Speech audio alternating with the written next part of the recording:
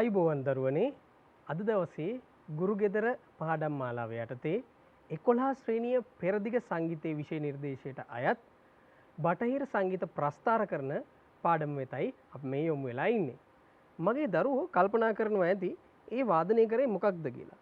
මම පුතේ ඒ වාදනය කරේ ලුඩ්විග් වාන් බීතෝවන් නැමැති ශ්‍රේෂ්ඨ සංගීතඥයාගේ සිම්ෆනි එක කොටසක් ඔඩ් ටු ජොයි කියන වාදන කණ්ඩේ තමයි මේ මම වාදනය කරේ. හොඳයි දුවේ පුතේ. අපි අද දවසේදී බටහිර ප්‍රස්ථාර සංගීත ක්‍රම ශිල්ප සම්බන්ධයෙන් සාකච්ඡා කිරීමේදී නිපුණතාවය එක යටතේ සාකච්ඡා කෙරෙන සංගීත නිර්මාණකරණයේ අත්හදා බැලීම පිළිබඳ සාකච්ඡා කරනවා.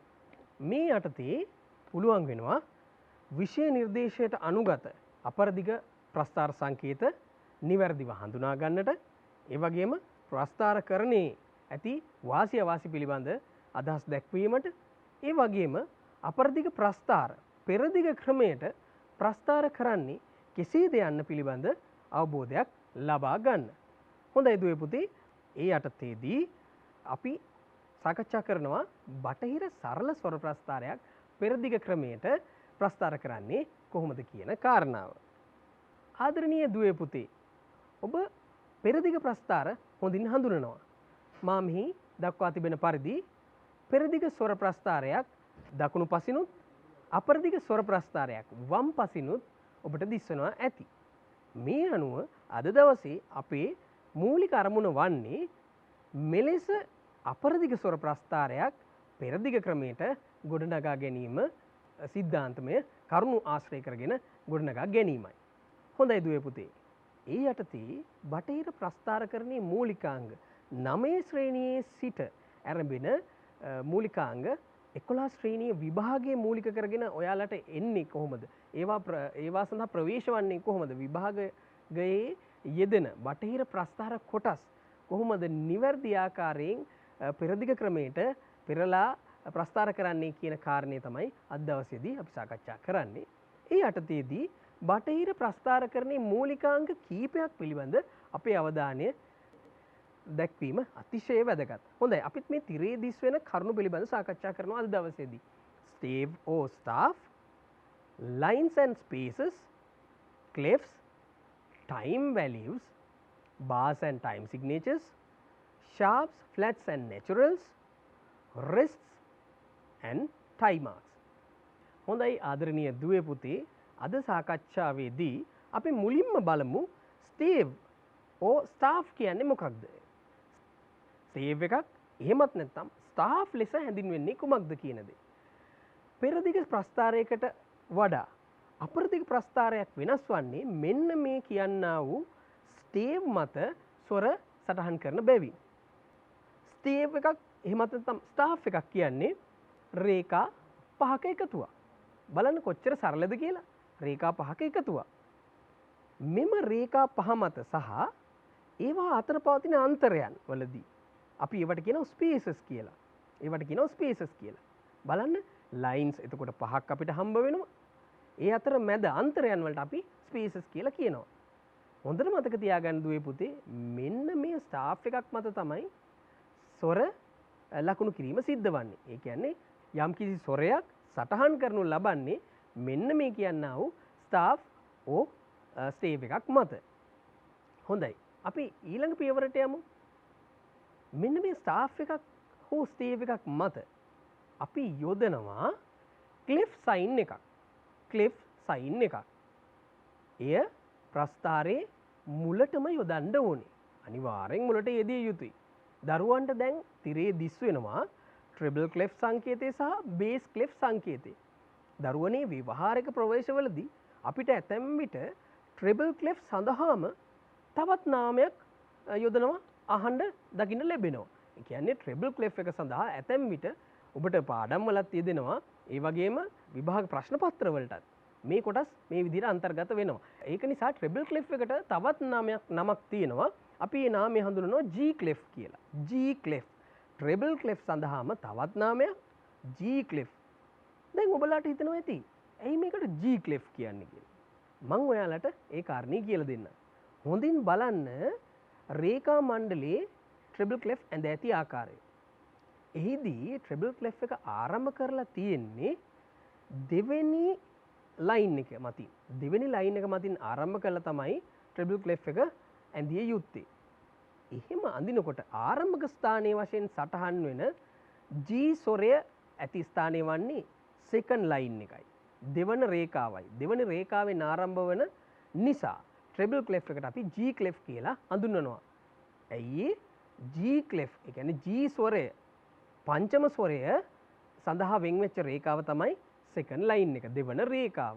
ඒ වගේම බලන්න පුතේ බේස් ක්ලෙෆ් එකත් ඔයාලට පැහැදිලිව මම දක්වලා තියෙනවා. බේස් ක්ලෙෆ් එක බලන්න. ඒකට තවත් සමාන පදයක් තියෙනවා. මොකද්ද? F ක්ලෙෆ්. දැන් G ක්ලෙෆ් එකේ සිද්ධාන්තය පදනම් කරගෙන අපිට බේස් ක්ලෙෆ් එකේ නම පිළිබඳ අදහසක් ගන්න පුළුවන්ද කියලා බලන්න. හොඳින් බලන්න. ඔව් අපිට ගන්න පුළුවන්. මොකක්ද දන්නවද? බේස් ක්ලෙෆ් එකටම F ක්ලෙෆ් කියලා හඳුන්වා තිබෙන්නේ අපි බේස් ක්ලෙෆ් එක අඳින්න ආරම්භ කරන්නේ සිව්වන රේඛාව මතින්. බේස් ක්ලෙෆ් එක. ඒක නිසා ඒ සිව්වන රේඛාව මත පිහිටන ස්වරය තමයි F ස්වරය. ඒක නිසා තමයි අපි ඒකට F ක්ලෙෆ් කියලා හඳුන්වන්නේ. මතක තියාගන්න ආදරණීය දුවේ පුතේ මන්ද්‍ර ස්වර ලකුණු කිරීමට අපි බහුලවම භාවිතා කරන්නේ G ක්ලෙෆ් එක. ඒ වගේම මධ්‍ය ස්වර සහ උච්ච ස්වර සටහන් කිරීමට අපි භාවිතා කරන්නේ ට්‍රෙබල් ක්ලෙෆ් එක. හොඳින් මතකයේ තියාගන්න. ඉදිරියට අපි කරන ක්‍රියාකාරකම් වලදී මේක ඊටාම වැදගත් වෙනවා. හොඳයි. අපි දැන් යමු ට්‍රෙබල් ක්ලෙෆ් එක මත ස්පේසස් වල, ඒ කියන්නේ රේඛා මණ්ඩලයේ අන්තරයන් වල පිහිටෙන ස්වර මොනවාද කියලා අවබෝධ කරගන්න. හොඳයි දරුවනේ. දැන් බලන්න දිස් වෙන තිරේ දිහා. පහත සිට ඉහළට අපි ස්වර හඳුනා ගනිමු. F, A, C සහ E. හොඳින් අවබෝධයට ගන්න. ට්‍රෙබල් ක්ලෙෆ් මත ස්වර පිහිටනකොට ස්පේසස් වල මොනවද යෙදෙන ස්වර? F, A, C, E. ඊටාම සරලයි. ඕක අපි මතක තබා ගන්නේ කොහොමද? බලන්න F, A, C, E කියන අක්ෂර ටික එක්වගෙන බලන්න මොකද්ද වෙන්නේ කියලා. මුහුණ, ෆේස් කියන අර්ථය එනවා. ඉතින් ඊටාම සරලව මතක තියාගන්න පුළුවන් ට්‍රෙබල් ක්ලෙෆ් මත ස්පේසස් වල පිහිටන ස්වර මොනවාද කියලා. ෆේස් කියන වචනය තමයි නිර්මාණය වෙන්නේ F, A, C, E. බලන්න පෙරදිග ක්‍රමයට කොහොමද ඒ සඳහා යෙදෙන ස්වර කියලා. මධ්‍යමය, දෛවතය, උච්ච ෂඩ්ජය සහ උච්ච ගාන්ධාරය. වැටහෙනව නේද? ඊටාම සරලයි. F, A, C, E ස්වර සඳහා පෙරදිග සංගීතය භාවිතා කරන්නේ මධ්‍යමය, දෛවතය, උච්ච ෂඩ්ජය, උච්ච ගාන්ධාරය. හරිම පහසුයි. සරලයි. හොඳයි. අපි දැන් යමු ඔය ස්පීසස් වල ස්වර පිහිටන විදිහනේ. එතකොට ලයින්ස් වල කොහොමද රේඛා මණ්ඩලයේ ස්වර පිහිටන්නේ කියලා. හොඳයි. දැන් බලන්න තිරේ දිස් වෙන මෙම රූප සටහනත් එක්ක බලමු අපි. E, G, B, D, F. E, G, B, D, F. ට්‍රෙබල් ක්ලෙෆ් මත රේඛාවන් වල පිහිටන ස්වර තමයි මේ. පෙරදිග ක්‍රමයට බැලුවොත් ගාන්ධාරය, පංචමය, නිෂාදය, උච්ච රිෂභය, උච්ච මධ්‍යමය. මං හිතනවා දරුවෝ මේක සටහන් කරගන්නවා ඇති කියලා. හොඳින් අවධාරණය කරගන්න. මේ ස්වර පිහිටීම කිසිදා වෙනස් වන්නේ නැහැ. ඒ ආශ්‍රය කරගෙන තමයි බටහිර ප්‍රස්ථාරයක් පෙරදිග ක්‍රමයට අපි ගොඩනගා ගත යුතු වන්නේ. හොඳයි. අපි දැන් ලයින්ස් වලයි ස්පේසස් වලයි ස්වර පිහිටීම ගැන සාකච්ඡා කරානේ. දැන් අපි බලමු ලයින්ස් වල සහ ස්පේසස් වල. ලයින්ස් වල සහ ස්පේසස් වල ස්වර යෙදීම අනුව සම්පූර්ණයෙන්ම ට්‍රෙබල් ක්ලෙෆ් එකේ ලයින්ස් ඇන්ඩ් ස්පේසස් වල ස්වර පිහිටන ආකෘතිය. ඔන්න දැන් බලන්නකෝ. ඔන්න මං දක්වලා තියෙනවා. E, F, G, A, B, C, D, E, F. බොහෝ ස්වර ප්‍රමාණයක් අපිට මේ යටතේදී හොයාගන්න පුළුවන් වුණා. පෙරදිග ක්‍රමයට බැලුවොත් ගා, මා, පා, ධා, නී, උච්ච සා, උච්චරී, උච්ච ගා සහ උච්ච මා. මේක සටහන් කරගන්න. මේක අතිශය වැදගත් කොටසක්. අපි පෙර කතා කරා ට්‍රිබල් ක්ලෙෆ් එකේ ලයින්ස් මත යෙදෙන ස්වර ටික ඒ පහලින් දක්වා තිබෙන්නේ ඒවා E G B D F ඒ වගේම ස්පේසස් වල පිහිටන ස්වර F A C E බලන්න හරිම සරලයි. ඒ ඇසුරෙන් අපිට ස්වර රාශියක් හඳුනා ගන්න පුළුවන් ට්‍රිබල් ක්ලෙෆ් මත. බලන්න ගාන්ධාරය, මධ්‍යමය, පංචමය, ධෛවතය, නිෂාදය, උච්ච ෂඩ්ජය, උච්ච රිෂභය, උච්ච ගාන්ධාරය සහ උච්ච මධ්‍යමය. ඕක සටහන් කරගන්න හොඳින්. හොඳින් සටහන් කරගන්න. හොඳයි. දැන් ට්‍රිබල් ක්ලෙෆ් එකේ ස්වර පිහිටීම පිළිබඳ යම් අවබෝධයක් ලැබුවා. අපි දැන් යමු බේස් ක්ලෙෆ් එක වෙත. කියන්නේ කලින් සඳහන් කර පරිදි මන්ද්‍ර ස්වර යෙදෙන්නේ කුමන ස්ථානයේද කියලා බලන්න. නැවතත් බේස් ක්ලෙෆ් එක මත ස්පේසස් අන්තර ඒ කියන්නේ අන්තරයන් වල ස්පේසස් වල කුමන ස්වරද යෙදෙන්නේ? හොඳින් බලන්න. A C E සහ G. නැවතත් මං කියන්නම්. A C E සහ G. පෙරදිග ක්‍රමයට අනුව අතිමන්ද්‍ර දෛවතය, මන්ද්‍ර ෂඩ්ජය, මන්ද්‍ර ගාන්ධාරය, මන්ද්‍ර පංචමය. ඉතා සරලයි නේද? ඔය තියෙන්නේ ස්පේසස් වල ස්වර පිහිටීම. හොඳයි. අපි යමු ලයින්ස් වල මොනවද යෙදෙන ස්වර කියලා. G B D F සහ A. අතිමන්ද්‍ර පංචමය, අතිමන්ද්‍ර නිෂාදය, මන්ද්‍ර රිෂභය, මන්ද්‍ර මධ්‍යමය සහ මන්ද්‍ර ධෛවතය. මෙන්න මේ ලයින් සහ ස්පේසස් වල එකතුවෙන් අපි ගොඩනගා ගන්නවා මෙන්න මේ ආකාරයේ ස්වර පිහිටුමක්. හොඳින් බලන්න. කලින් සාකච්ඡා කළ පරිදිම ලයින්ස් වල G B D F A G B D F A සහ A C E G කියන කොටස් එකතුවෙන් අපිට ලැබෙනවා මෙන්න මේ ආකාරයේ බේස් ක්ලෙෆ් මත ස්වර පිහිටුමක්. හොඳින් බලන්න. මොනවද ස්වර? යෙදিলা තියෙන ස්වර මොනවද බලමු. අතිමන්ද්‍ර පංචමය, අතිමන්ද්‍ර ධෛවතය, අතිමන්ද්‍ර නිෂාදය, මන්ද්‍ර ෂඩ්ජය, මන්ද්‍ර රිෂභය, මන්ද්‍ර ගාන්ධාරය, මන්ද්‍ර මධ්‍යමය, මන්ද්‍ර පංචමය සහ මන්ද්‍ර ධෛවතය. බේස් ක්ලෙෆ් එක පාවිච්චි කරලා තියෙන්නේ මන්ද්‍ර සහ අතිමන්ද්‍ර ස්වර සඳහා. එතකොට ට්‍රිබල් ක්ලෙෆ් එක පාවිච්චි කරලා තියෙන්නේ මධ්‍ය සහ උච්ච ස්වර සඳහා. දරුවන්ට මේක දිහා බලනකොට තවත් අපිට යම් යම් ස්වර මගහැරිලා තියෙනවා කියලාත් හිතෙනවා. අපි මේ පිළිබඳව අධ්‍යයනය යොමු කරලා බලමු. දැන් අපිට මගහැරුණු ස්වර කියන්නේ උච්ච මධ්‍යමයෙන් පස්සේ අපිට උච්ච පංචමේ, උච්ච ධෛවතේ ආදී ස්වර යොදන්න අවශ්‍යයිනේ. එහෙම යොදනකොට අපිට යොදන්න රේඛා මණ්ඩලයක් නැහැනේ. ඒ වගේ වෙලාවට අපි කුමක්ද කළ යුත්තේ? අපි මොකද්ද කරන්නේ? ඒ වගේ වෙලාවට පුතේ මේ රූප සටහනේ දැක්වෙන පරිදි ලෙජර් ලයින්ස් අපි භාවිත කරනවා. Ledger lines. Ledger lines stave වගේ රේඛාවක් නොවේ. ඊටම කෙටි රේඛා. බලන්න. මේ ආකාරයෙන් ඉහළට සහ පහළට කෙටි රේඛා යොදමින් ලෙජර් ලයින්ස් යොදමින් අපිට උච්ච ස්වර සහ මන්ද්‍ර ස්වර සටහන් කිරීමේ හැකියාවක් පවතිනවා. දැන් අවබෝධ වුණා නේද අපිට අමතර ස්වර ලියන්න මොනවද තියෙන්නේ කියලා. ඒ සඳහා පාවිච්චි කරලා තියෙන ලෙජර් ලයින්ස්. ලෙජර් ලයින්ස් ඉතා කෙටි රේඛා ඛණ්ඩ. ඒ ඛණ්ඩ එකින් එක යොදමින් අපිට ඉහළටත් සහ පහළටත් වශයෙන් උච්ච ස්වර සහ මන්ද්‍ර ස්වර ලිවීමේ හැකියාවක් ලබා ගන්න පුළුවන්. හොඳයි දරුවනේ අපි ඊළඟට ප්‍රවේශ වෙනවා විෂය නිර්දේශයට අනුකූලව ඔයාලට තියෙන ට්‍රිබල් ක්ලෙෆ් සහ බේස් ක්ලෙෆ් යන රේඛා මණ්ඩල දෙකේම භාවිතය පිළිබඳ සාකච්ඡා කරන්න. හොඳින් බලන්න. බේස් ක්ලෙෆ් එක වගේම ට්‍රිබල් ක්ලෙෆ් එකත් මෙහි සඳහන් වෙනවා. මෙම රේඛා මණ්ඩල ද්විත්වයම එක් වූ විට මේ රේඛා මණ්ඩල දෙකම එකට ලිව්වහම අපි ඒක හඳුන්වනවා ග්‍රේට් ස්ටාෆ් කියලා. මොකද්ද කියන්නේ? ග්‍රේට් ස්ටාෆ් එකක්. ග්‍රේට් ස්ටාෆ් එක මත මධ්‍ය ෂඩ්ජයේ පිහිටන්නේ ට්‍රෙබල් ක්ලෙෆ් එක සහ බේස් ක්ලෙෆ් එක යන රේඛා මණ්ඩල දෙක අතර මැද හරි මැද තමයි පිහිටන්නේ මධ්‍ය ෂඩ්ජය. ඒ වගේම අපිට තවත් ස්වර කීපයක් ඉතුරු වුණා. ඒ තමයි ඍෂභය සහ මන්ද්‍ර නිෂාදය. එය යොදන්නේ කොහෙටද? ඔන්න බලන්න. රේඛා මණ්ඩල මත ට්‍රිබල් ක්ලෙෆ් එක යටින් රේඛාවට යටින් තමයි අපි යොදන්නේ ඍෂභය. ඍෂභය යොදන්නේ ඊට යටින් ගෑවෙන පරිද්දෙන් යෙදිය යුතුයි.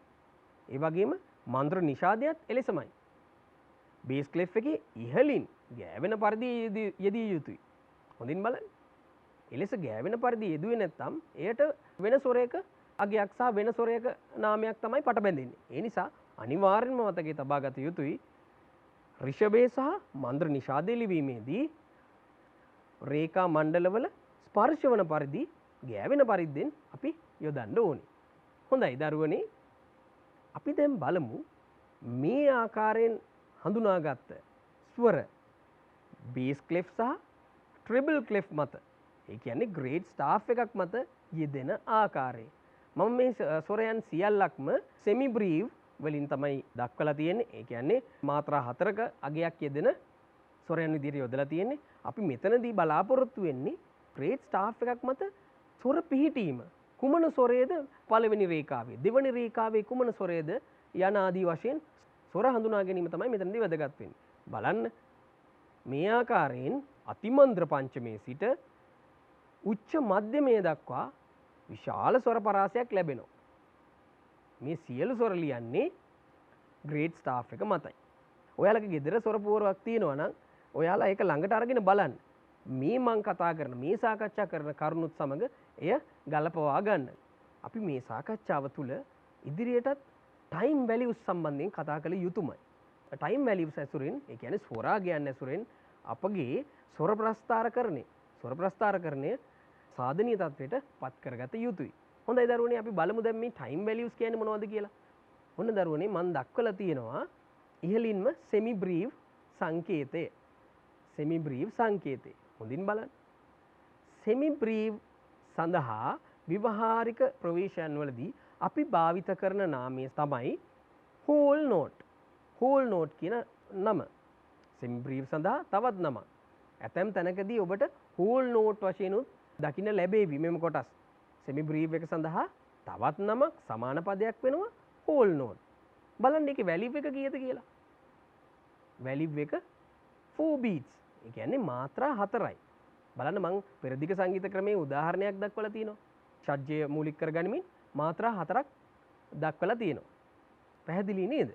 හොඳයි, අපි මිනිම් වලටත් යමු. මිනිම් වලට දෙවෙනි රෝ එක. අපි බලමු දෙවෙනි රෝ එකේ මොකද්ද තියෙන්නේ කියලා. මිනිම් මගේ. බලන්න ස්ටෙම් එකයි හෙඩ් එකයි තියෙනවා. හෙඩ් එක හැබැයි පාට කරලා නැහැ. මැද හෙඩ් එක පාට කරලා නැති අවස්ථාවට අපි කියන්නේ මිනිම් කියලා. ඉන් ගම්ම්‍ය වෙන්නේ මාත්‍රා දෙකක අගයක්. මාත්‍රා දෙකක්. ඒ සඳහා පාවිච්චි කරන තවත් සමාන පදයක් වන්නේ half note. මාත්‍රා දෙකක අගයක්. උදාහරණ වශයෙන් මම දක්වලා තියෙනවා. මම මේ සංවාදයේ ගෙන යන අතරතුරේදී ඔයාලා ඔක සටහන් කරගන්න. හොඳයි පුතේ, අපිට ඊළඟට හම්බ වෙනවා ක්‍රොචට් නෝට් එක. ක්‍රොචට්. බලන්න ස්ටෙම් එක තියෙනවා, හෙඩ් එක තියෙනවා. හෙඩ් එක හැබැයි කළු පාටින් වර්ණ ගන්වලයි තියෙන්නේ. ක්‍රොචට් නෝට් එක. අපි ඒටම සමාන පදයක් විදිහට පාවිච්චි කරනවා ව්‍යවහාරික ප්‍රවේශවලදී කෝටර් නෝට් කියන එක. කෝටර් නෝට්. ඒ කියන්නේ 1 beat මාත්‍රාවයි. තනි එක මාත්‍රාවක් කියන එකයි ඒකේ අදහස. බලන්න ෂඩ්ජයේ පමණයි යොදලා තියෙන උදාහරණයට ෂඩ්ජයේ පමණයි යොදලා තියෙන්නේ. හොඳින් බලන්න. හොඳයි. අපි ඊළඟ අවස්ථාවට යමු. ක්වෙවර් අවස්ථාවේදී බලන්න ස්ටෙම් එකට පොඩි ෆ්ලෑග් එකක් එල්ලෙන්න යොදලා තියෙනවා. ක්වෙවර්. අපි ඒකට තවත් නමකින් හඳුන්වනවා 8 note කියලා. 8 note කියලා තමයි ඒක හඳුන්වන්නේ. ඒ කියන්නේ මාත්‍රා භාගයක්. උදාහරණය දෙස බලන්න. ඉතාම හොඳින් පැහැදිලි වෙයි. හොඳයි. අපි ඊළඟට යනවා සෙමි ක්වෙවර් අවස්ථාවට. බලන්න ෆ්ලෑග්ස් දෙකක් එනවා. හෙඩ් එකයි ස්ටෙම් එකයි ෆ්ලෑග්ස් දෙකක් කොඩිය වගේ එල්ලෙනවා. හොඳින් බලන්න. සෙමි ක්වෙවර් අවස්ථාව. අපි කියනවා 16th note. බලන්න 4න් 1යි මාත්‍රා 4න් 1ක අවස්ථාව. උදාහරණ දෙස බලන්න. මේ සියලු කාරණා අපි එකතු කරගෙන හොඳින් අවධානය යොමු කළා අපි උත්සාහ කරන්න ඕනේ බටහිර ප්‍රස්ථාරයක් නිවැරදිව පෙරදිග ක්‍රමයට පෙරලා ලිවීමට. මේ කරුණු සිද්ධාන්ත සියල්ලක්ම අපි සාකච්ඡා කරන්නේ බටහිර ප්‍රස්ථාරයක් පෙරදිග ක්‍රමයට පෙරලා ලිවීමේ හැකියාව ලබා ගැනීම සඳහායි. හොඳයි අපි බලමු ඊළඟට තවත් වැදගත් සිද්ධාන්තයක් තියෙනවා. ඒ තමයි පුතේ ටයිම් සිග්නේචර්. ටයිම් සිග්නේචර් 9 ශ්‍රේණියේදී ඔයාලා ඒ සම්බන්ධයෙන් පුළුල් දැනුමක් ලබා ගන්නවා.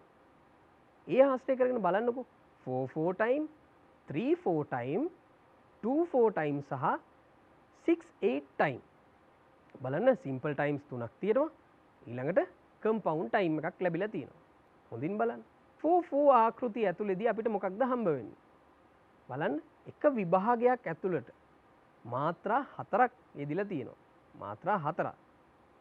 මාත්‍රා 4 බැගින් සෑම විභාගයකටම අන්තර්ගත වෙලා තියෙනවා. දැන් ඔයාලට ටයිම් සිග්නේචර් එක විග්‍රහ කරනවා නම් ඉහළ සංඛ්‍යාවෙන් 4/4 4/3/4 ලෙස සඳහන් වෙන ටයිම් සිග්නේචර් එකක් අපි කොහොමද කියන්නේ? කියනකොට හැම විටම හොඳට මතක තියාගන්න හැම විටම ඉහළ අගය තමයි මුලින් කියන්නේ. ඉහළ අගය. ඉහළ අගය තමයි හැම විටම කියන්නේ. 4/4 3/4 2/4 6/8 5/8 ඒ ආදී වශයෙන්. අවබෝධුණා නේද? හොඳයි. බලන්න එතකොට 3/4 වලදී මාත්‍රා 3ක් ක්‍රොචට් නෝට්ස් වලින් මාත්‍රා 3ක් යෙදিলা තියෙනවා. මම පොඩ්ඩක් ඒක විග්‍රහ කරන්නම් ටයිම් සිග්නේචර් එකක් කොහොමද නිර්වචනය කරගන්නේ කියලා. ඉහළින් දැක්වෙන අගයෙන් කොපමණ මාත්‍රා සංඛ්‍යාවක්ද යන්න අවබෝධ කරගන්න හොඳින් ටයිම් සිග්නේචර් එකක ඉහළ අගයෙන් අපිට ප්‍රකාශ කරන්නේ කොපමණ මාත්‍රා සංඛ්‍යාවක්ද යන්න. පහළ කොටසින් පහළ අගයෙන් පෙන්눔 කරන්නේ එම මාත්‍රා කුමන ටයිම් වැලිව් එකක් පාවිච්චි කරලා යෙදිය යුතුයිද කියන. කුමන සොරයකින් ඉදිරිපත් කළ යුතුයිද යන්න. මම හිතනවා පැහැදිලි වන්නට ඇති කියලා. දැන් බලන්න 6/8 තාල රූපය. 6/8 තාල රූපයකදී අපි බලමු ඔය 6/8 තාල රූපයක් දක්වලා තියෙන්නේ. මාත්‍රා 3 බැගින් විභාගයක් තුළ මාත්‍රා 6ක් යෙදෙනවා. පැහැදිලි නේද? ඒතකොට බලන්න ඉහළ අගයෙන් විභාගයක් තුළ යෙදිය යුතු මාත්‍රා සංඛ්‍යාව පැහැදිලි වෙනවා. ඒ වගේම ඊට පහළ අගයෙන් සාකච්ඡා වෙන්නේ කුමන මාත්‍රා සංඛ්‍යාවක්ද යොදාගත යුත්තේ කියන එක. ක්වෙවර්ස් 8කින් තමයි නිරූපණය කරන්න ඕනේ. ක්වෙවර්ස් 8කින්. හරි. ඒ වගේම 4/4 සිම්පල් ටයිම්ස් වලදී 4/4 3/4 2/4 අගයන් ගත්තාම හොඳින් බලන්න. ඒ අගයන් වලදී ඉහළ අගයෙන් මාත්‍රා සංඛ්‍යාව පැහැදිලි කරනවා. ඒ වගේම යට අගයෙන් ක්‍රොචට් නෝට්ස් යොදා ඇති ආකාරයක් තමයි පේන්නේ. ඒ කියන්නේ එක මාත්‍රාවක අගයකින් පැහැදිලි කළ යුතුයි. හොඳින් මතකයට ගන්න. ඉහළ අගයෙන් විභාගයක් තුළ යෙදිය යුතු මාත්‍රා සංඛ්‍යාව. ඊට පසුව ඒ මාත්‍රා යෙදිය යුත්තේ කුමන ටයිම් වැලිව් එකකින්ද? කුමන අගයකින්ද? අපි දැන් මේ ආශ්‍රයෙන් ටයිම් සිග්නේචර්ස් ගොඩනැගෙන ආකෘතිය තේරුම් ගත්තා. අපි දැන් තවත් ප්‍රවේශයකට යමු. තවත් මූලිකාංගයක් සම්බන්ධයෙන් සාකච්ඡා කරන්න අපි යොමු වෙමු. හොඳයි.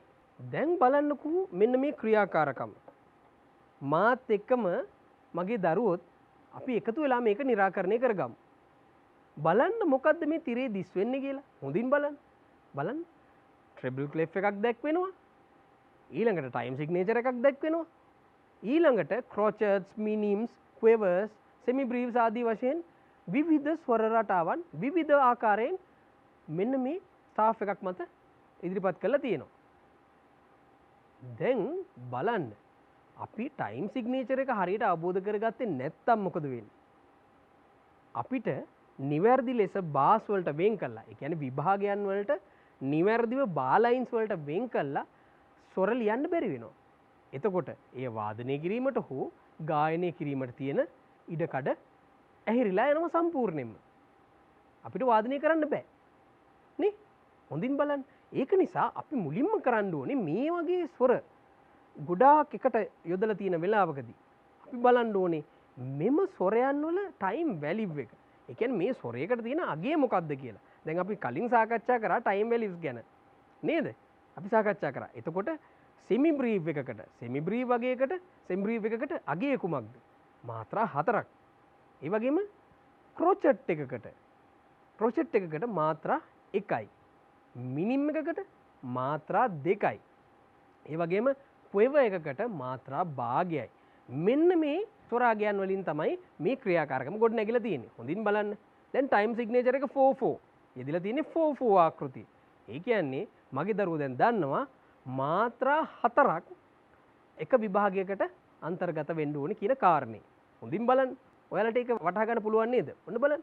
ට්‍රිපල් ක්ලෙෆ් එක මත තමයි ස්වරය යෙදලා තියෙන්නේ. ඊට පස්ව අපි ටයිම් සිග්නේචර් එක අන්තර්ගත කරලා තියෙනවා. ඊට පස්සේ ස්වරය යොදලා තියෙනවා. දැන් අපිට තියෙන ප්‍රධානම ගැටලුව තමයි මේක විභාග වලට වෙන් කරගන්න. විභාග වලට වෙන් කරගන්න නම් අපි මොකද්ද පදනම් කරගන්න ඕනේ? ටයිම් සිග්නේචර් එක පදනම් කරගන්න ඕනේ. පැහැදිලි නේද?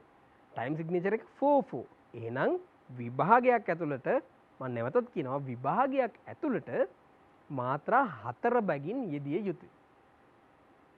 හොඳයි. මේ වගේ අවස්ථාවක මුලින්ම මොකද්ද අපි කරන්න ඕනේ? මුලින්ම මොකද්ද කරන්නේ? මුලින්ම අපි කවුන්ට්ස් ගන්න. ඒ කියන්නේ මාත්‍රා අගයන් ඉහළින් ලියා ගන්න ඕනේ. ඒක පැන්සලකින් වෙන්න පුළුවන්, පෑන් එකකින් වෙන්න පුළුවන්. කිසි ගැටලුවක් නැහැ. අපි ලියා ගමු. ඒ විදිහට ලියා ගමු. බලමු අපි ලිව්වහම කොහොමද එන්නේ කියලා. ක්‍රොචට්ස් වලට එක මාත්‍රාවක අගයක්. මිනිම් සඳහා මාත්‍රා 2ක්. ක්වෙවර් සඳහා මාත්‍රා භාගයක්. සෙමි බ්‍රීව් සඳහා මාත්‍රා 4ක්. ඔය විදිහට අපි උඩින් ලියා ගන්නවා. ඊටාම සරලයි.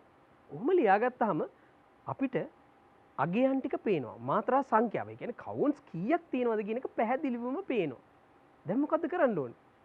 දැන් ඒ අනුසාරයෙන් අපි බාලයින්ස් යොදමු. විභාග වලට බෙදමු. බලන්න පළවෙනි මාත්‍රා 4 එන්නේ කොතනදද? පළවෙනි ක්‍රොචට්ස් 4 ඉවර වෙනකොට 1 2 3 4 කියන අගය ආවට පස්සේ අපි යොදනවා බාලයින් එක. හරිම සරලයි. ඊළඟට ආයි නැවතත් කවුන්ට්ස් 4ක අගයක් එන්න ඕනේ. බලන්න 2යි 2යි 4යි.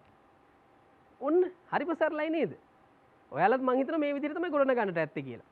බලමු ඊළඟ අවස්ථාවට යක්. දැන් බලන්න භාග සංඛ්‍යා 4ක් තියෙන්නේ. එතකොට ඒ බය ඔක්කොම එකතුව 2යි. ඊළඟට නැවත මිනිම් එකක් පාවිච්චි කරලා තියෙනවා. එතනත් අගේ 2යි. මුළු එකතුව 4යි. ඔන්න නැවතත් අපි යොදනවා. විභාගයක් විදිහට. තේරුණා නේද? දැන් අවසන් කරන්න ඕනේ මේක. හැම ස්වර ප්‍රස්ථාරයක්ම අවසන් කිරීම සඳහා එන්ඩ් ලයින්ස් යොදන්න ඕනේ. ඒක මේ තනි රේඛාවක් යොදලා කරන්න පුළුවන් දෙයක් නෙමෙයි. තනි රේඛාවක් යොදලා බෑ. තනි රේඛාවක් සහ ඊට මහත ඊට වඩා ප්‍රමාණයෙන් යම්කිසි ප්‍රමාණයකින් මහත රේඛාවක් යෙදිය යුතුයි. ඔන්න බලන්න. මෙන්න මේ ආකාරයෙන්. ඔන්න අපේ ස්වර ප්‍රස්ථාරයේ අවසන්. එන්ඩ් ලයින්ස් වලින් අවසානයේ සන්තුහන් කරලා යුතුමයි. එතකොට තමයි නිවැරදි ස්වර ප්‍රස්ථාරයක් අපිට ලැබෙන්නේ තියෙන ස්වරත් එක්ක. මං හිතනවා මේ ක්‍රියාකාරකමෙන් ඉහත සාකච්ඡා කරපු ටයිම් සිග්නේචර්ස් සහ ඒ ආශ්‍රය කරගෙන ටයිම් වැලියුස් එතකොට ස්ටාෆ් ස්ටීව්ස් මත කොහොමද ස්වර ගොඩනගන්නේ කියන සංකල්ප එක්ක සාකච්ඡා කරනකොට මෙන්න මේ ක්‍රියාකාරකම් ඉතා පහසුවෙන් මටත් කලින් ඔයාලා කරලා ඉවර වෙන්න ඇති. හොඳයි. අපි ඊළඟ කොටසට යමු බලන්න. ඊළඟට වැදගත් වෙන තවත් වැදගත් මූලිකාංගයක් තමයි දරුවනේ ඇක්සිඩන්ටල්ස්. මතක ඇති නම් මේ ශ්‍රේණියේදී ඕගොල්ලෝ මේ සම්බන්ධයෙන් සාකච්ඡා කරා. හොඳයි. ඇක්සිඩන්ටල්ස් වලදී කොමල ස්වර සඳහා ෆ්ලැට් සංකේතයක් ෂාප් ස්වර සඳහා තීව්‍ර පෙරදිග සංගීතය අපි හඳුනන්නේ තීව්‍ර ස්වර ලෙසත්. ඒ වගේම නැචරල් ස්වර. ඒ කියන්නේ ප්‍රකෘති තත්ත්වයේ පවතින ස්වර. මෙන්න මේ කාරණා දැක්වීමට බටහිර සංගීත ප්‍රස්ථාරකරණයේදී යොදා ගන්නා සංකේත තුනක් තමයි මේ දැක්වෙන්නේ. මේවට අපි කියන්නේ ඇක්සිඩන්ටල්ස් කියලා. බලන්න ෆ්ලැට් සයින් එක තියෙනවා, ෂාප් සයින් එක තියෙනවා, නැචරල් සයින් එක තියෙනවා. හොඳින් මතකයට ගත යුතු තවත් වැදගත් කාරණයක් තමයි දරුවනේ මෙන්න මේ කියන ඇක්සිඩන්ටල්ස් ලිවීමේදී අපි ප්‍රවේශම් විය යුතුයි. යම් ස්වරයක් රේඛාවක් මත පිහිටනවා නම් අපි ඇක්සිඩන්ටල් එක යොදන්න ඕනේ ඒ රේඛාවට ඉහළින් හෝ පහළින්වත් නෙමෙයි. හරියට ඒ රේඛාව මතම යෙදීම කළ යුතුමයි. නැත්තම් වෙන ස්වරයකට තමයි ඒ කෝමල භාවය සහ තීව්‍ර භාවය බලපෑම ඇති වෙන්නේ. ඒ නිසා හොඳින් මතකේ තියාගන්න ඕනේ අපි යම් කිසි ස්වරයකට ෆ්ලැට් හෝ ෂාප් මාක් එකක් යොදනවා නම් ඒ අදාළ රේඛාව වේවා එහෙම නැත්නම් ස්පේස් එක වේවා. හොඳට මතක තියාගන්න. ලයින් එකක් වේවා ස්පේස් එකක් වේවා. ඒ අදාළ තැනට තමයි යොදන්න ඕනේ. දැන් අපි යනවා නැවතත් අලුත් මූලිකාංගයකට. ඒ තමයි රෙස්ට් මාක්. සාමාන්‍ය සරල විවහාරයේදී අපි රෙස්ට් කියන්නේ මොකද්ද? රෙස්ට් කියන්නේ විවේකීව සිටිනවා කියන. ඒ අර්ථයෙන්ම තමයි දරුවනේ. රෙස්ට් මාක් කියන්නේ විරාම අවස්ථාවකදී අපි පාවිච්චි කරන සංකේතයකට. Rest mark. හොඳින් බලන්න. සෙමි බ්‍රීව් සඳහා අපි යොදන සංකේතේ ඕවලාකාර ඕ අකුරක හැඩයකින් තමයි අපි සෙමි බ්‍රීව් සටහන් කරන්නේ. බලන්න. ඒ සඳහා තිබෙන රෙස්ට් මාක් එක තමයි මේ ඔයාලට මම දක්වලා තියෙන්නේ. සෙමි බ්‍රීව් රෙස්ට් කියලා තමයි ඒක හඳුන්වන්නේ. බලන්න. පහළ සිට හතරවෙනි ස්වරයේ සිට පහළ බලා සිටින ආකාරයෙන් තමයි සෙමි බ්‍රීව් රෙස්ට් එකක් යෙදෙන්නේ. සෙමි බ්‍රීව් එකේ අගය මතකද ඔයාලට? මාත්‍රා 4යි. මාත්‍රා 4යි. ඒ වගේම තමයි සෙමි බ්‍රීව් රෙස්ට් එකේදී අපි මාත්‍රා 4ක් විරාමයක් අරගෙන ඉන්නවා. මාත්‍රා 4ක විරාමයක් අරගෙන ඉන්නවා. හරිම සරලයි නේද? පුතේ දුවේ මෙතනදී මතක තියාගන්න ඕනේ තවත් වැදගත් කරුණක් තියෙනවා. පෙරදිග සංගීතයේදී මේ ආදී වශයෙන් විවිධ ස්වරයන් වලට විවිධ රෙස්ට් මාක්ස් නැහැ. ඒ සඳහා පොදුයි භාවිතා කරන්නේ ධන ලකුණ ඕෆ් මාක් එක. හොඳින් මතකයේ තබා ගන්න. මම නැවත කියනවා පෙරදිග සංගීත ක්‍රමයේදී රෙස්ට් මාක්ස් ගොඩක් පාවිච්චි කරන්නේ නැහැ. ඒ සඳහා පාවිච්චි කරන්නේ එකම සංකේතයයි ඒ ධන ලකුණකින් තමයි අපි විරාමය පෙන්වන්නේ. අපි ඒකට කියනවා ඕෆ් කියලා. ඕෆ් මාක් කියන්නේ විරාමයක් කියන එක. හොඳයි. දැන් සෙමි බ්‍රීව් රෙස්ට් එකට අපි ආයෙම යමු රෙස්ට් මාක්ස් වලට. සෙමි බ්‍රීව් සඳහා වෙනම සංකේතයක්. මිනිම් සඳහා තවත් සංකේතයක්. ක්‍රොචට් රෙස්ට් එකකට තවත් සංකේතයක්. ක්වෙවර් රෙස්ට් එකට තවත් සංකේතයක් පාවිච්චි කරනවා. මේ ආදී වශයෙන් සෑම ස්වරයකටම රෙස්ට් මාක් එකක් වෙනමම හඳුන්වලා දීලා තියෙනවා. ඒ සංකේතයෙන් නිවැරදිවම යෙදිය යුතුයි. නැත්නම් අපිට නිවැරදි විරාමයක් ගන්න බෑ. ඊළඟට මෙන්න මේ රෙස්ට් වලට ඩොටඩ් අගයක් යෙදුවහම මොකද්ද වෙන්නේ කියලා. මතක තියාගන්න රෙස්ට් මාක් එකක් වෙන්න පුළුවන්. රෙස්ට් මාක් එකක් වෙන්න පුළුවන්. එහෙම නැත්නම් සාමාන්‍ය ස්වරයක් වෙන්න පුළුවන්. සෙමි බ්‍රීව් එකක් වෙන්න පුළුවන්. මිනිම් එකක් වෙන්න පුළුවන්. හොඳින් මතකයේ තබා ගන්න මෙහෙම යොදන සෑම ස්වරයකටම ඩොට් එකක්. ඒ කියන්නේ ඩොටඩ් ආකෘතියකට ගෙනාවොත්. ඒ කියන්නේ ඩොට් එකක් තිබ්බ ගමන් එහි මාත්‍රා අගය වැඩිවීමකට පත් වෙනවා. ඒ වැඩි වෙන්නේ කොහොමද? වැඩි වෙන්නේ යම් කිසි ස්වරයකට තියෙන අගයට වඩා භාගයක් එම ස්වරයට එකතු වෙනවා. දැන් අපි උදාහරණයක් ගමු. සෙමි බ්‍රීව් එක ගමු. සෙමි බ්‍රීව් එක සාකච්ඡා කරමු. සෙමි බ්‍රීව් එකේ අගය කීයද? ඔයාලා කියන්න බලන්න. මතකද? මාත්‍රා 4යි. අපි ওই සෙමි බ්‍රීව් එකට ඩොට් එකක් තිබ්බොත් මොකද වෙන්නේ? මාත්‍රා 6ක් බවට පරිවර්තනය වෙනවා. ඇයි ඒ? සෙමි බ්‍රීව් එකක අගය 4යි. ඩොට් එකක් ඕනෑම ස්වරයකට තිබ්බ ගමන් එම ප්‍රධාන ස්වරයේ මාත්‍රා සංඛ්‍යාවෙන් භාගයක් එකට එකතු වෙනවා. මාත්‍රා භාගයක් එකතු වෙනවා. තේරුණාද? එතකොට සෙමි බ්‍රීව් එක අගය මාත්‍රා 4යි. මාත්‍රා 4ට තවත් මාත්‍රා දෙකක් එකතු වීමෙන් තමයි මාත්‍රා 6ක් බවට පරිවර්තනය වෙන්නේ. මෙන්න මේ ඩොටඩ් ආකෘතිය රෙස්ට් මාක් වලටත් පොදුයි. රෙස්ට් මාක්ස් වලටත් පොදුයි. පොදු සිද්ධාන්තයක්. දැන් බලමු අපි නැවතත් රෙස්ට් මාක්ස්. දැන් බලන්න අපේ වම් පසින් තියෙනවා සෙමි බ්‍රීව් රෙස්ට් එක. ඔන්න ඩොටඩ් අවස්ථාව තියෙනවා දකුණු පසින්. බලන්න මාත්‍රා 6ක් නිශ්ශබ්ද බව දක්වනවා. පැහැදිලි නේද? ඔන්න සටහන් කරගන්න. මේවා පුතේ 11 ශ්‍රේණියේ ඔයාලගේ අපොස සාමාන්‍ය පෙළ විභාගයේදී ඊටාම වැදගත් වෙන කොටසක්. එහෙම අවබෝධයක් ලබා ගත්තොත් පමණයි මගේ දරුවනේ අපිට බටහිර ප්‍රස්ථාරයක් පෙරදිග ක්‍රමයට ප්‍රස්ථාර කරගන්න පුළුවන් වෙන්නේ. හොඳට මතක තියාගන්න මේ කරුණු හැම එකක්ම අතිශය වැදගත්. ඊටාම සරලයි. මෙම සිද්ධාන්ත මෙම මූලිකාංගවල තියෙන තියරි එක සිද්ධාන්තයෙන් නිවැරදිව අවබෝධ කරගත්තාම දරුවනේ ඕනෑම ස්වරයක් ඕනෑම රෙස්ට් මාක් එකක් වේවා ඕනෑම මූලිකාංගයක් වේවා අපිට ඇප්ලයි කරගෙන අපිට භාවිත කරගැනීමේ ඉතා පහසුවක් සැලසෙනවා. ඉතාම පහසුයි. හොඳයි. අපි දැන් රෙස්ට් මාක් පිළිබඳ යම්කිසි අවබෝධයක් ලැබුවා. අපි යමු ඊළඟ කොටසට. බලන්න මම බටහිර ප්‍රස්ථාරය පෙරදිග ක්‍රමයට ලේඛනගත කරන විදිය දක්වලා තියෙනවා. ඔන්න බලන්න පළවෙනි විභාගය ඇතුලේ පළවෙනි භාගය ඇතුලේ මොකද කරලා තියෙන්නේ? යොදලා තියෙනවා සෙමි බ්‍රීෆ් රෙස්ට් එකක්. එතකොට පෙරදිග ක්‍රමේදී ඒ වගේ විවිධ රෙස්ට් මාක්ස් නෑනේ පුතේ. තේරුණාද මගේ දරුවන්ට? විවිධ රෙස්ට් නෑ. අපි පාවිච්චි කරන්නේ ධන ලකුණු පමණයි. බලන්න ඊටාම සරලයි. සෙමි බ්‍රීෆ් රෙස්ට් එක සඳහා ධන ලකුණු 4ක් යෙදීම පමණයි කළ යුත්තේ. ඊළඟ කොටස බලන්න. දෙවෙනි විභාගයේ. බලන්න මිනිමම් රෙස්ට් එකට ධන ලකුණු 2යි. ඒ කියන්නේ විරාම දෙකක් යොදන්න ඕනේ මාත්‍රා දෙකක්. හොඳින් බලන්න. ඊළඟ කොටසට යන්න. ඔන්න බලන්න. තුන්වෙනි විභාගයේ ක්‍රොචට් රෙස්ට් එකක් දක්වලා තියෙනවා. බලන්න එක ධන ලකුණයි. ඇයි? ඒ ක්‍රොචට් රෙස්ට් එකට හිමි අගය වන්නේ මාත්‍රා 1යි. බලන්න. ඔන්න අපි යනවා ඊළඟට අවසාන විභාගයට. ලාස්ට් භාගයක බලන්න හොඳින් බලන්න. මාත්‍රා භාගයක නිශ්ශබ්දතාවයක් ලිවීමේදී මෙන්න මේ ආකෘතිය පදනම් කරගන්න ඕනේ. මෙන්න මේ ආකෘතිය පිට අපිට යන්න බෑ. මේ විදිහටම යොදන්න ඕනේ. බලන්න. හරිම සරලයි නේද?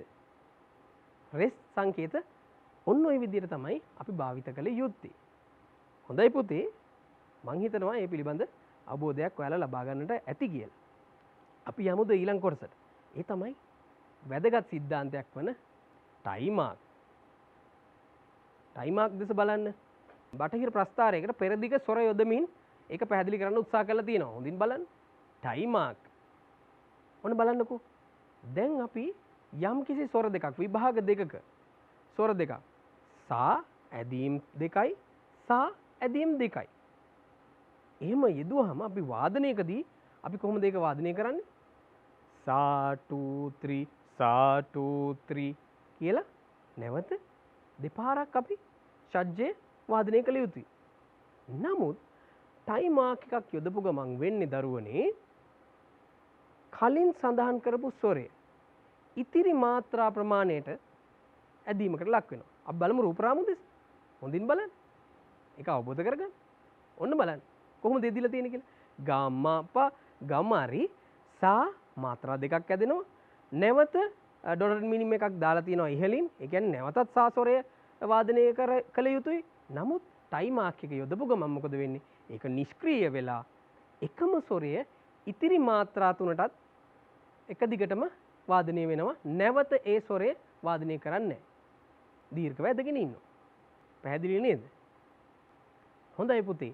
අපි දැන් මේ ඉගෙනගත්ත ටයිමාක් එක කොහොමද යෙදෙන්නේ කියලා ප්‍රායෝගිකව අත්අදහා බැලීමක් කරලා බලමු ස්වර පූර්ව සමග. ඔයාලගේ තියෙනවා නම් ස්වර පූර්ව භාණ්ඩ එකතු කරගන්න මාත් සමග මේ කොටස ප්‍රායෝගිකව අපි සිද්ධ කරලා බලමු. දැන් අපි මේ ස්වර පූර්වට ආවහම බලන්න මෙන්න මේ ටයිමාක් එකට අදාළව මම දාලා තියෙන රූප සරහනත් එක්ක අපි ඒ කොටස වාදනය විය යුත්තේ ටයිමාක් එකත් එක්ක කොහොමද වෙන්නේ කියන එක අපි ඉගෙන ගන්න ඕනේ. මුලින්ම හිතන්න ටයිමාක් එකක් යොදලා නැහැ කියලා. ටයිමාක් එකක් අපි යොදලා නැහැ. එතකොට අපිට වාදනය කරන්න වෙන්නේ ගමප ගමරි සා 2 3 සා 2 3. ඔන්න දැන් මම වාදනය කරලා පෙන්නනවා. 2 3 සා 2 3. හරි ටයිමාක් එකක් නැතුව. ටයිමාක් එකක් නැතුව කොහොමද වාදනය වෙන්නේ? ඔන්න නැවත බලන්න.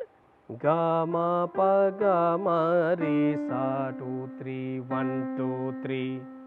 දැන් ටයිමාක් එක යෙදුවහම අවසාන මාත්‍රා තුනට කුමක්ද සිද්ධ වෙන්නේ? අපි බලමු. ඔන්න ටයිමාක් එකක් දැන් යොදනවා. අපි ටයිමාක් එකක් යොදනවා.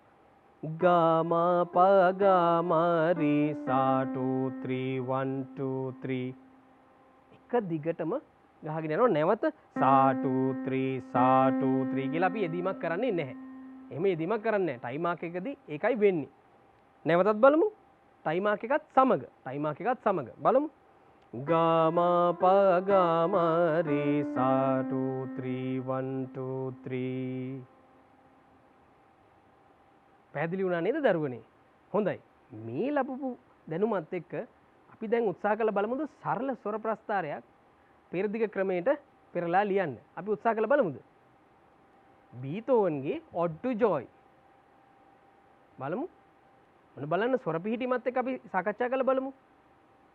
දැන් බලන්න ඕනේ මුලින්ම ටයිම් සිග්නේචර් එකක් තියෙනවා 4/4. මොකද්ද කරන්න ඕනේ? එතකොට අපේ ප්‍රස්ථාරයත් පෙරදිග ක්‍රමයට ලිවීමේදී අපි කරන්න ඕනේ මොකද්ද කරන්න ඕනේ? අපි මාත්‍රා 4 ලිවිය යුතුයි කියන අවබෝධය ලබා ගත යුතුයි. බලන්න දැන් ස්වර ප්‍රස්ථාරය දිහා බලන්න අපිට මුලින්ම තියෙන ස්වරය කුමක්ද? හොඳින් බලන්න. සා ස්වරය තියෙනවා. නමුත් ඊට පෙර අපිට යොදලා තියෙනවා ෂාප් නෝට් එකක්. ෂාප් නෝට් එකක් යොදලා තියෙනවා ටයිම් සිග්නේචර් එකට කලින් කී සිග්නේචර් එක. බලන්න. ඒ කියන්නේ අපි මෙතන සා ගැහුවොත් වැරදි. සා ස්වරය ගැහුවොත් වැරදි. අපි වාදනය කළ යුත්තේ C ෂාප්. මෙන්න මේ ඉහළ ස්වරය. ඒ තමයි වාදනය කළ යුත්තේ. ඒ වගේම පෙරදිග ක්‍රමයට ලියද්දිත් අපි එතකොට ලියන්න ඕනේ කොහොමද? උච්ච කොමල රිෂභය. මතකයි නේද ට්‍රිපල් ක්ලෙෆ් එකේ ස්වර පිහිටීම? මතකයි නේද? උච්ච කොමල රිෂභය යෙදිය යුත්තේ. උච්ච කොමල. මධ්‍ය නෙමෙයි උච්ච කොමල රිෂභය යෙදිය යුත්තේ. ඔය ආකාරයෙන් බලන්න ස්වර පිහිටීම කොහොමද යෙදෙන්නේ කියලා බලමු. හොඳයි. මම මේ අතරතුරේදී Ode to Joy වාදනය කරලා පෙන්නන්නම් වයලීනය ආශ්‍රය කරගෙන. අපි වාදනය කරලා බලමු.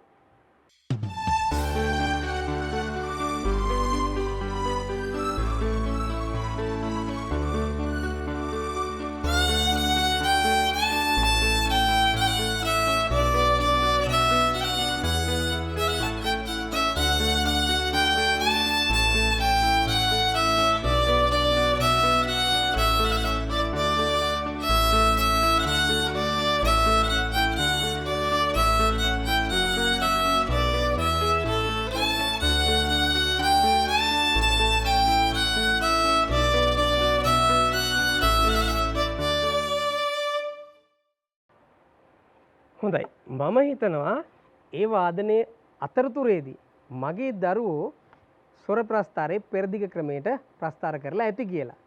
හොඳයි අපි බලමු පෙරදිග ක්‍රමයට කොහොමද ගොඩනගලා තියෙන්නේ කියලා. මෙන්න මේ විදිහට තමයි රූපරාමයේ දැක්වෙන පරිදි තමයි ඔයාලා ස්වර රටාව ගොඩනගන්න ඕනේ. බලන්න දෙවෙනි පෙළිය කොහොමද කියලා. ඊටාම සරලයි නේද? බලන්න ඊළඟ පේලිය තුන්වෙනි පේලිය මා දැන් වාදනය කරේ ඒ කොටස තමයි. ඊළඟ පේලිය බලන්න. දැන් පුතේ අපිට ස්වර ප්‍රස්ථාරයක් විභාග මූලික කරගෙන විභාගයේදී අපිට මෙහෙම ප්‍රස්ථාරය බටහිර ප්‍රස්ථාරයත් සමග අපරදිග ප්‍රස්ථාරයත් සමග යටින් මේ විදිහට ස්වර ටික ගොනු කරලා මදි. අපි වෙනම ප්‍රස්ථාරයක් විදිහට තමයි එය ලිවිය යුත්තේ. බලන්න මෙන්න මේ විදිහට තමයි ප්‍රස්ථාරයේ ගොඩනගන්න ඕනේ වෙන්නේ. බලන්න 4/4 ටයිම් සිග්නේචර් එක ලියලා තියෙනවා. ටයිටල් එක දාලා තියෙනවා. සහ ස්වර 4 බැගින් ලියා දක්වලා තියෙනවා. මෙන්න මේ ආකෘතිය අසුරු කරගෙන තමයි පුතේ අපි බටහිර සංගීත ප්‍රස්ථාරයක් පෙරදිග ක්‍රමයට පෙරලා ලිවීමේ කාර්ය කළ යුත්තේ. මම හිතනවා අද දවසේ ලබාගත් දැනුමත් එක්ක ඔයාලට ඉගෙනුම් ඵල සාධනය කරගන්නට හැකි වෙන්නට ඇති කියලා. අපි බලමු අද දවසේදී අපි සාකච්ඡා කරපු මාතෘකාව යටතේ පෙරදිග සංගීත මූලිකාංග වලට අදාළව අපරදිග ප්‍රස්ථාරයක සංකේත අධ්‍යයනය කරා. එය දැන් නිවැරදිව හඳුනා ගැනීමට හැකියාවක් තියෙන්නට ඕනේ. ඒ වගේම අපරදිග ප්‍රස්ථාර ක්‍රමය ඉගෙනීමේ ඇති වාසි පිළිබඳව අපි දැනගන්න ඕනේ. මොනවද වාසි? බටහිර කෘතියක් හෝ වේවා විශ්වයේ මුළු ලෝකයේම තියෙන ඕනෑම සංගීත පද්ධතිය එක්ක ඇති ස්වර ප්‍රස්ථාරයක් මේ ආකාරයෙන් අපිට කියවා හඳුනාගෙන වාදනය කරන්න, ගායනය කරන්න, ඒ වගේම එය ඉතා හොඳින් රස විඳීමේ හැකියාව අපිට ලැබෙනවා. ඒ වගේම විභාගෙ මූලික කරගෙන විභාගවලට බය නැතුව ඉතාම පහසුවෙන් මුහුණ දෙන්නත් මේ ඔස්සේ අපිට හැකියාව ලැබෙනවා පෙරදිග සංගීතයේ විෂය හදාරන දරුවෙක් විදිහට. ඒ වගේම දුවේ පුතේ පෙරදිග ප්‍රස්ථාරයක් පෙරදිග ක්‍රමයට ප්‍රස්ථාර කිරීමට සරල ප්‍රස්ථාරයක් දැන් ඔයාලට ලියන්න හැකියාව ලැබිලා තියෙන්නේ. දැන් ඔයාලට ලියන්න පුළුවන්. මේ වගේ තවත් ප්‍රස්ථාර තියෙනවා නම් අරගෙන ඔයාලා ප්‍රස්ථාර කරන්න. අද ඉඳන් මේ කටයුත්තේ නියැලෙන්න. ඔයාලට ජයෙන් ජයම ප්‍රාර්ථනා කරනවා. ඒ වගේම අද දවසේ මේ සාකච්ඡාව තුළින් ඔයාලා හරවත් යමක් ලබාගන්නට ඇතැයි මා සිතනවා. ඒ නිසා බටහිර සංගීත ප්‍රස්ථාර අරගෙන අපි පෙරදිග ක්‍රමයට පෙරලාලියා එය ගයා පයා රස විඳිමු. සුබ දවසක්.